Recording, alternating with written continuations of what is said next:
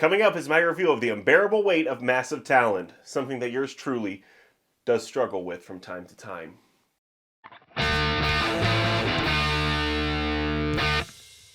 Billed as the Nic Cage movie in its marketing, this is a film that knows it has a built-in audience. The countless cinephiles who are dedicated to the actor's puzzling body of work. Those who are just pondering the enigma of the man, and those people who just think of the bee scene from Wicker Man. Not the bees!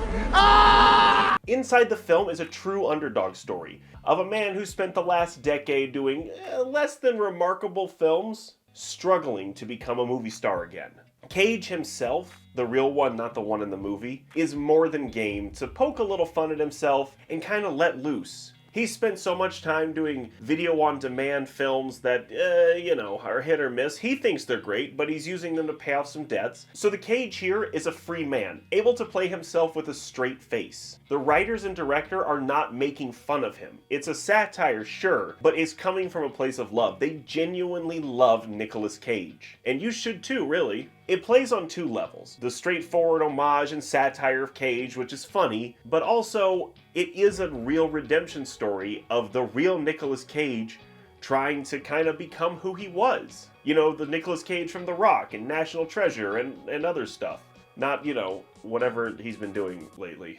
Massive Talent tries to be a character-driven film for adults, but ultimately it knows that it can't be. It knows that even with Nicolas Cage playing himself, it's not enough to drive people to the theater. You have to throw in some action and you have to throw in some comedy. Not that action and comedy are bad, but in this case, I really would have liked to have seen just a character-driven film and not so much on the action. You make a movie about Nicolas Cage playing himself as a struggling actor trying to figure out where to take his career and what he wants to be at a low point in his life.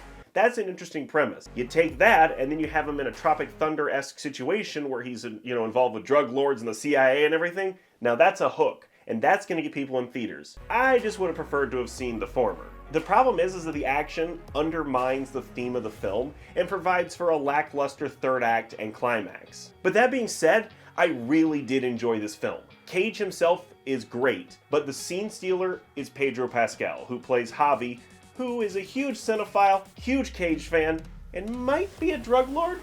The film works best when it goes into the buddy comedy mode, and the two of them just kind of play off of each other. Some of the best scenes in the film are just the two of them hanging out, and I wish we could have seen more of that. And of course the film can't just be that. He gets involved with a CIA agent, played by Tiffany Haddish, who wants him to spy on Pedro Pascal's Javi.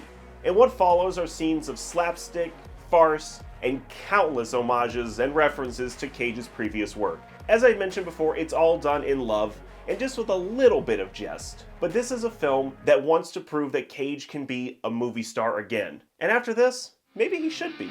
I give The Unbearable Weight of Massive Talent 4 out of 5.